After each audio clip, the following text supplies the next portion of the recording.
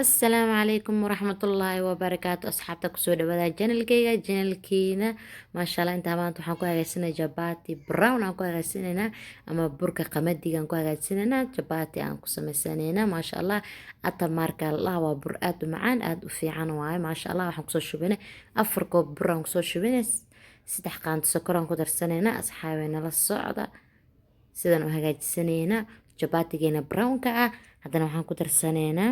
4 qaando oo saliid ah maasha allah jabatigeena maanta waa jabati brown ay ka shidan tahay maasha allah asxaabe waa jabati healthy ah waaye caafimaadka jabati brownka u fiican maasha allah haddana waa kaasa jabatigeena haddana waxaan ku darsanaynaa ukun hal xabo ukun aan ku daraaya maasha allah intaan haddana isku walaaqaynaa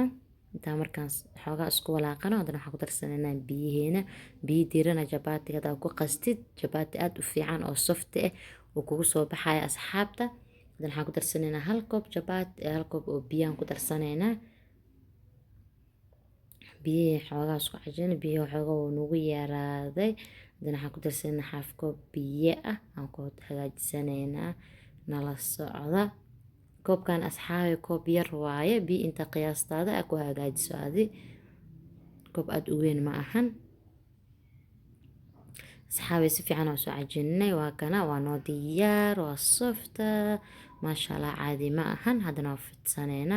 nala socda sidaan u fidsanayna maasha allah maanta jabati ka shidan tahay jabati brown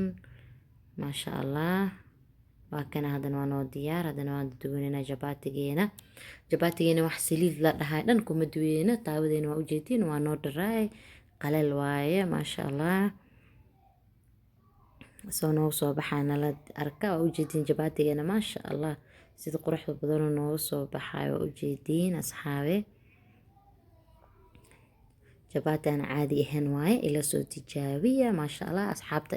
inta noogu cusub subscribe like share comment noode hadda horna la joogtina like share comment maasha allah asxaabta waa ujeedin jabatigeena sidoo noogu soo baxay waxaan filayaa inaad ka heli doontiin ila soo tijaabiya sidaan u hagaajisanay jabati brown maasha allah asxaabe kana jabatigeena sidaan aan kusoo hagaajisanay sida qurux badan oo noogu soo baxay gaduuda maasha allah haddana waa kana jabatigeena waa soo dhammaysanay waa noo diyaar asxaabe waa ujeediin jabati aad u qurux badan waaye maasha allah soft oo noo soo noqda ujeediin aslan oo go-go-aayata aad u jilicsan yahay maasha allah dhadhankiisana lagama sheekeyn karo ila soo tijaabiya waa kala doontiin insha allah biidin illah assalaamu calaykum waraxmatullaahi wabarakaatu